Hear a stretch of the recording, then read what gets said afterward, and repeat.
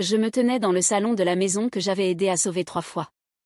Une fois, quand mon père avait subi une opération du dos et n'avait pas pu travailler pendant des mois. Une autre fois, pendant le Covid, quand mes 2 parents avaient perdu la moitié de leur retraite en bourse.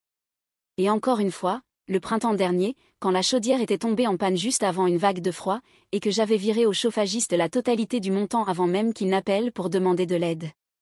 Ce jour-là, je n'étais pas là pour réparer quoi que ce soit, juste pour aider papa à scanner quelques documents pour leur assurance santé. C'était quelque chose que je faisais souvent. Mon père, Gérald, n'avait jamais vraiment compris comment fonctionnait l'imprimante scanner, même après 10 ans. Il disait toujours que j'étais douée avec la technologie, même si je travaille en gestion de projet, pas en informatique, depuis plus de 10 ans. Il avait laissé une pile de documents sur la table de la salle à manger. Je les parcourais rapidement, dossiers médicaux, quelques formulaires de Médicare, 1 ou 2 factures de services publics. Et puis je l'ai vu, une chemise cartonnée couleur crème, épaisse, soigneusement étiquetée de l'écriture de ma mère. Plan de succession copie finale. Je n'aurais pas dû l'ouvrir. Je le sais. Mais je venais tout juste de payer leur taxe foncière la semaine précédente, 2178,41 $. Et je comptais passer à la pharmacie après, comme toujours, pour aller chercher leur renouvellement de médicaments contre l'hypertension. Alors oui, je l'ai ouverte. À l'intérieur, leur testament, notarié il y a 2 mois. Leur maison, entièrement payée.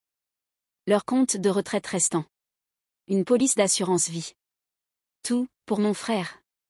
Mason Rivers, 29 ans, sans emploi, vivant toujours à la maison.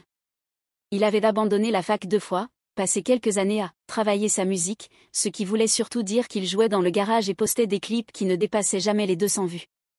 Mes parents disaient toujours qu'ils n'avaient pas encore trouvé sa voie. Mon nom, Daniel Rivers, apparaissait une seule fois. Nous aimons nos 2 enfants également et leur faisons confiance pour prendre soin l'un de l'autre. C'était tout. Aucune mention des impôts que j'avais payés. Pas une ligne sur les économies que j'avais transférées sans qu'on me le demande. Même pas un merci. Juste une manière polie de dire, tu n'as besoin de rien, et nous ne te devons rien. Je n'ai rien dit tout de suite. Je suis restée là, à regarder la feuille, pendant que le scanner ronronnait en arrière-plan. Mes mains étaient stables. Ma respiration, non. Mon père est revenu avec son café et a dit. Tu avances avec cette pile, Danny ? J'ai levé la chemise cartonnée. C'est comme ça, papa, ai-je demandé doucement. Tout pour Mason ? Il s'est figé, son café à mi-chemin de ses lèvres. Puis il a soupiré, un de ces longs soupirs épuisés qui voulaient dire qu'il savait déjà ce que j'avais découvert. Ce n'est pas ce que tu crois. Je n'ai pas répondu, parce que c'était exactement ce que je croyais. Je ne l'ai pas confronté. Pas tout de suite. Papa est resté là, à tenir son café comme si ça pouvait expliquer quelque chose. Puis il a marmonné. On s'est dit que tu comprendrais. Tu t'en sors bien, Daniel. Tu t'en es toujours bien sorti. C'est ce qu'il disait toujours quand il ne voulait pas expliquer. Tu t'en es toujours bien sorti. Traduction, tu n'as pas le droit de vouloir plus. J'ai laissé la chemise sur la table et je suis sortie pour respirer. La balançoire du porche a légèrement grincé quand je me suis assise. C'est moi qui avais remplacé cette balançoire il y a 2 étés, la même semaine où la rambarde de la terrasse avait cédé et où j'avais payé un entrepreneur pour la réparer, parce que Mason disait qu'il était encore entre 2 salaires. À l'époque, ça ne me dérangeait pas. J'avais été élevée à prendre soin des choses, à me retrousser les manches. J'ai grandi dans cette même maison, partagé une chambre avec Mason jusqu'à mes 13 ans, quand papa a enfin fini d'aménager le sous-sol.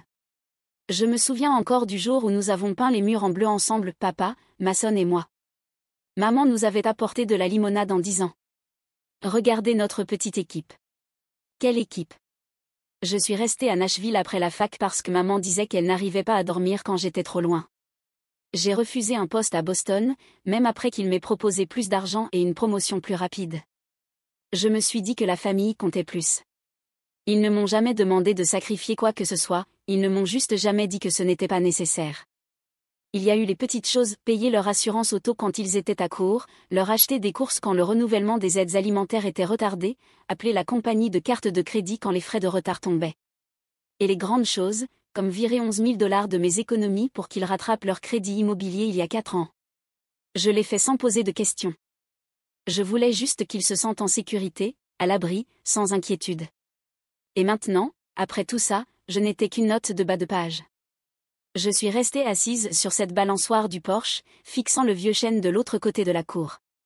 Mason y avait gravé ses initiales autrefois, MR plus HH, pour une fille de son 2e lycée. Je me demande s'il a jamais contribué à payer l'élagage de cet arbre.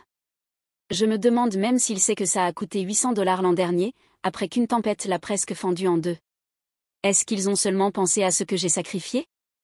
Pas seulement l'argent, mais la facilité, la tranquillité, la vie que j'aurais pu construire ailleurs. Ou bien m'ont-ils toujours vu comme celle à qui il n'est pas nécessaire de demander, parce que je suis toujours la première à me présenter? Je ne suis pas rentrée à l'intérieur.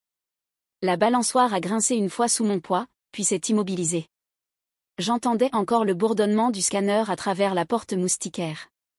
Quelques minutes plus tard, maman est sortie. Elle portait ce même gilet bleu pâle qu'elle enfilait toujours quand elle avait quelque chose de lourd à dire, celui de Noël, quand je lui avais offert une carte cadeau et que Mason lui avait donné un CD gravé. Elle avait dit qu'elle aimait les deux. Elle n'a pas d'abord pris place, elle est restée là, debout, à tordre l'ourlet de sa manche.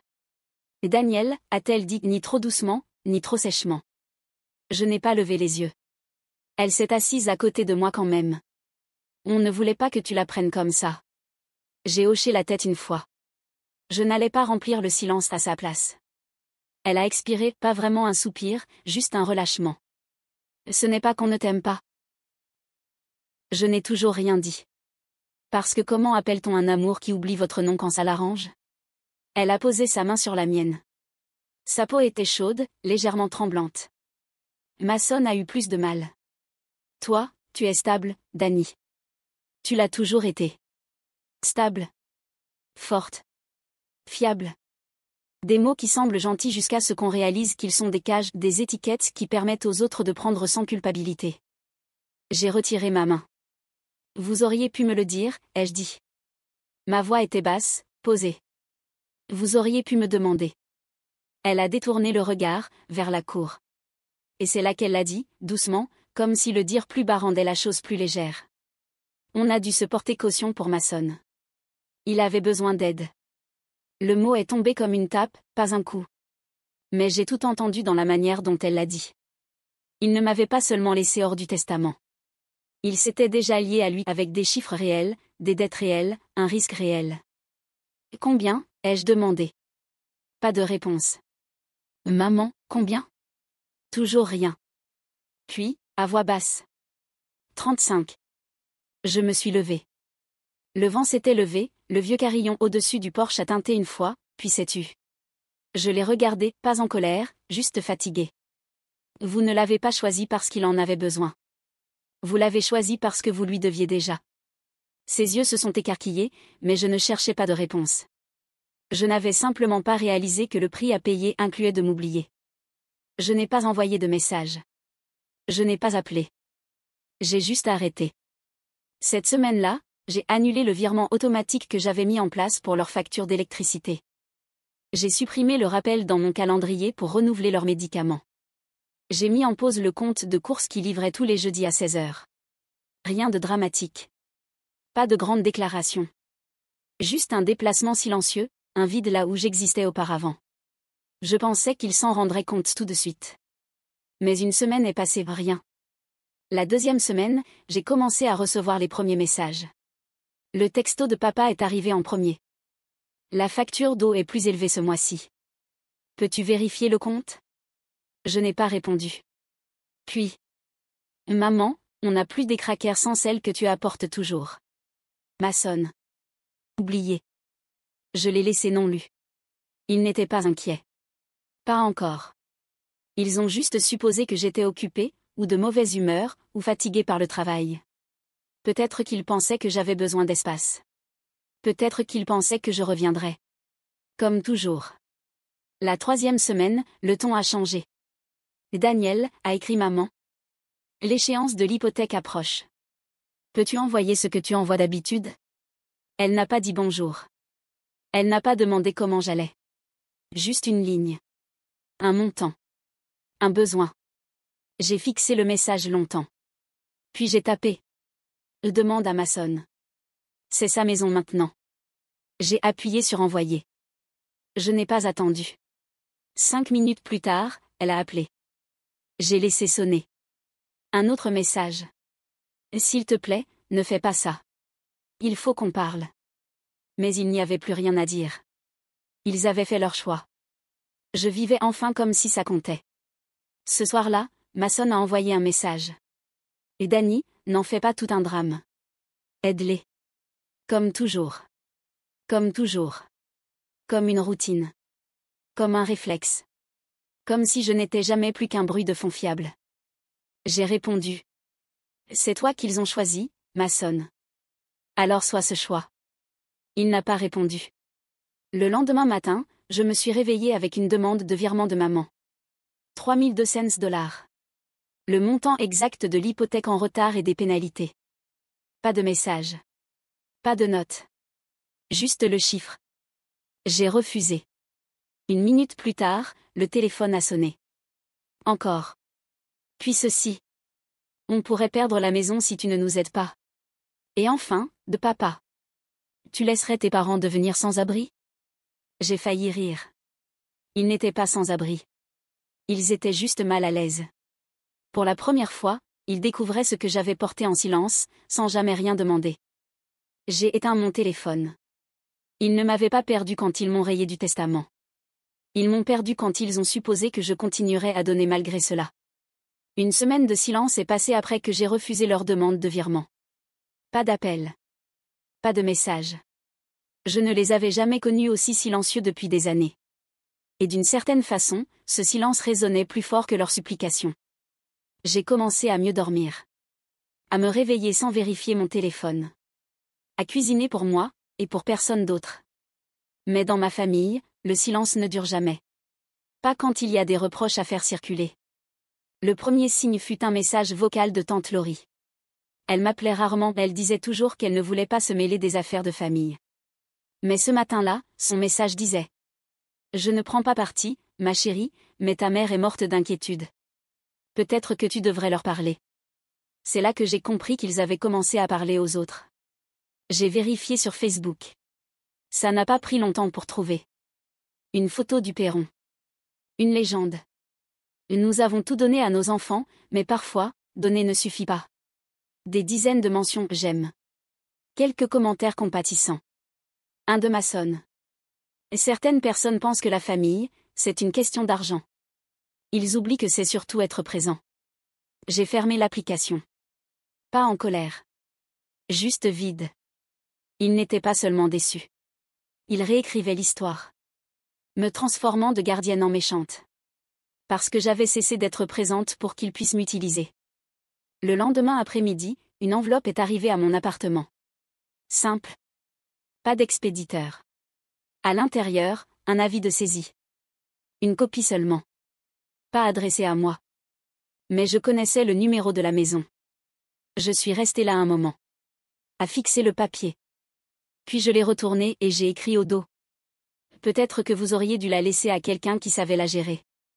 Je ne l'ai pas envoyée. À la place, j'ai vérifié sur le site du comté. Leur propriété était officiellement à risque. Retard de paiement.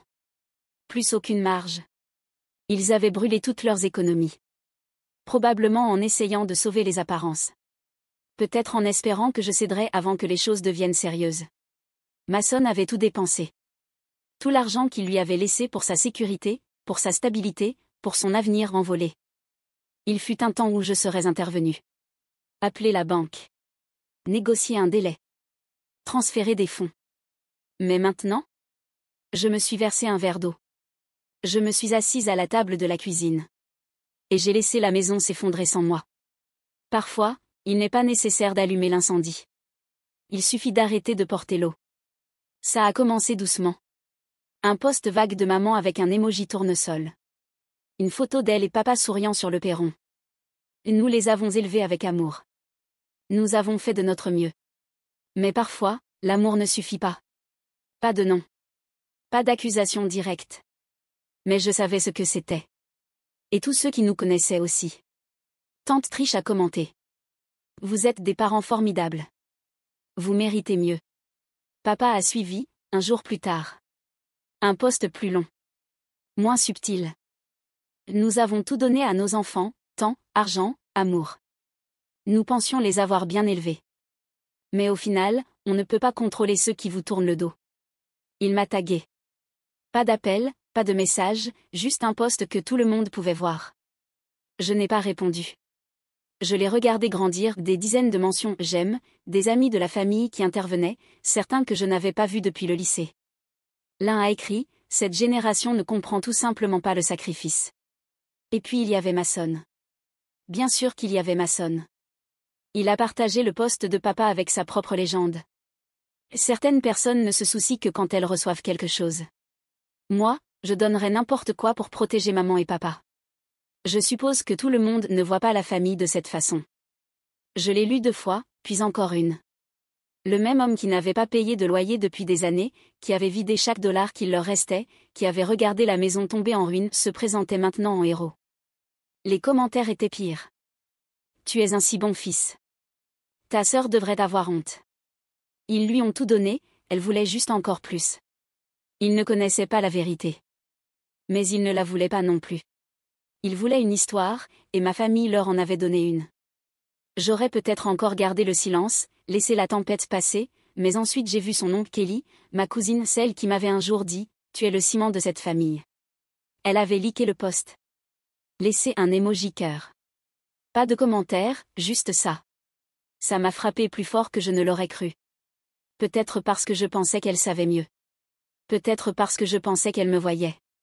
J'ai fermé mon ordinateur portable, je me suis assise dans le noir, et pour la première fois depuis des semaines, j'ai senti quelque chose se briser. Pas bruyamment, pas dans le chaos, juste un déclic silencieux, final. Ils n'étaient pas seulement en train de réécrire l'histoire. Ils étaient en train de m'en effacer. Ils sont venus un jeudi. J'aurais dû m'y attendre. Les textos n'avaient pas marché. Les demandes d'argent avaient été ignorées. La culpabilité était devenue insipide. Alors ils sont venus. La réception a appelé à 10h42. Mademoiselle Rivers, vos parents sont là. Et un homme qui dit être votre frère. Je me suis tenue dans le couloir devant mon bureau, fixant les carreaux du sol pendant qu'elle continuait de parler. Ils demandent à monter. Ils disent que c'est urgent. J'ai pris une lente inspiration. Et dites-leur, s'il vous plaît, que je ne suis pas disponible. Et qu'ils ne sont pas attendus. Un silence. Ils disent qu'ils vont attendre. J'ai hoché la tête, même si personne ne pouvait le voir, puis je les ai laissés faire. 20 minutes plus tard, mon téléphone a vibré. Un texto de maman. Nous sommes en bas. Ouvre la porte. Un autre. Nous ne partirons pas tant que nous ne t'aurons pas parlé. Je ne me suis pas précipitée. J'ai terminé la réunion dans laquelle j'étais, répondu à 2 mails, puis je suis descendue. Ils étaient à l'entrée de l'immeuble, debout trop près les uns des autres, comme s'ils avaient répété la scène. Papa se tenait raide, comme s'il retenait une leçon. Maman serrait son sac des 2 mains, les yeux fouillant les alentours. Mason avait l'air de préférer être n'importe où ailleurs. Ils se sont tous tournés quand je suis passé la porte. Personne n'a parlé tout de suite. Je suis restée là où j'étais, les bras croisés, calme. Et Daniel, a dit maman, sa voix déjà tendue, il faut qu'on parle. Je la regardai, puis au-delà d'elle. La rue était silencieuse. Une camionnette de livraison passa au loin dans un grondement sourd. Je ne répondis pas. Papa s'éclaircit la gorge. Tu laisserais vraiment la maison se perdre à cause de ça? Je laissai les mots flotter. Puis, vous pensiez vraiment que je ne le ferais pas? Il ouvrit la bouche, mais je le coupai. Vous m'avez laissé de côté. Vous avez tout donné à Mason. Et maintenant vous êtes là, à demander le même soutien que j'ai offert pendant des années sans jamais poser de questions. Personne ne répondit. Maman fit un pas en avant, sa voix plus douce maintenant. On pensait que tu comprendrais, tu as toujours été forte. Je hochai la tête. Vous avez utilisé ça comme excuse pour m'oublier. Mason marmonna enfin quelque chose, je n'en saisis pas tout, une phrase sur le fait qu'il n'avait rien demandé de tout ça. Mais tu l'as pris, dis-je. Il détourna le regard. Les mains de papa étaient maintenant sur ses hanches, impatient. On t'a nourri, élevé. Tu nous dois quelque chose. Je faillis rire. Cette dette, je l'ai payée. Tous les mois, chaque année. Et vous m'avez effacé quand même. La lèvre de maman trembla. On ne voulait pas te blesser. Je fis un pas de plus. Alors pourquoi avoir attendu que je disparaisse pour réaliser que c'était moi qui tenais tout ça debout? Ils ne dirent rien. Mason tendit la main vers la porte. Je levai la mienne. Non. Vous ne montez pas. Vous n'entrez pas. Je ne serai pas votre solution cette fois. Pas de cris. Pas de scène. Juste de l'immobilité. Ils restèrent là, 3 personnes qui, autrefois, se disaient ma famille. Et moi? J'en avais fini d'essayer d'être vue par des gens qui ne regardaient que quand ils avaient besoin de quelque chose. Ils ne m'avaient pas perdu quand ils avaient changé le testament. Ils m'avaient perdu quand ils avaient cru que je ne partirais jamais. Je n'ai pas bloqué leur numéro. Je n'en avais pas besoin. Le silence que je leur ai donné était plus fort que tout ce qu'ils auraient pu crier en retour. Ils ont envoyé des messages pendant un moment. Maman a tenté des mots doux. Papa est devenu plus froid, accusateur, exigeant. Mason est resté presque silencieux. Juste un dernier message.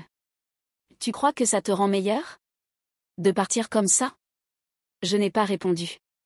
Quelques jours plus tard, je suis sorti marcher sans but, juste en mouvement. Mon chemin, sans même y penser, a fini par me ramener dans le quartier où j'ai grandi. La vieille rue était la même, trottoir fissuré, une clôture à moitié peinte. Mais la maison. Un panneau à vendre sur la pelouse. Des volets délavés. L'herbe mourante. Je suis resté sur le trottoir à la regarder. La lumière du porche était éteinte. La balançoire que j'avais réparée avait disparu. Le carillon suspendu aussi. Je ne me suis pas approché. Je n'avais pas besoin de voir l'intérieur pour savoir ce qui s'était effondré. Cette maison ne m'a jamais gardé. C'est moi qui l'ai gardée. Et maintenant, c'était le problème de quelqu'un d'autre. Alors que je me retournais pour partir, mon téléphone a vibré dans ma poche. Une fois. Puis encore. Je ne l'ai pas regardé. Je savais déjà quel nom s'afficherait à l'écran. Je l'ai laissé vibrer, puis s'arrêter. Puis vibrer encore. J'ai sorti le téléphone et regardé. Appel manqué, maman. Appel manqué, papa. Et ensuite message vocal, nouveau. J'ai mis le téléphone en silencieux, puis je l'ai glissé dans la poche de mon manteau. Pas besoin d'écouter le message. Je savais déjà ce qu'il dirait. Je suis rentrée chez moi dans l'air froid et lent d'un après-midi de fin d'automne. Pas en colère. Pas triomphante. Juste libre. Je n'ai jamais été leur plan de secours. Ils aimaient juste faire semblant que je ne partirais jamais. S'ils ont compté un jour sur votre silence mais qu'ils ont oublié votre nom. Laissez juste une icône en forme de cœur. Certains d'entre nous n'ont jamais élevé la voix. Mais nous n'avons jamais disparu.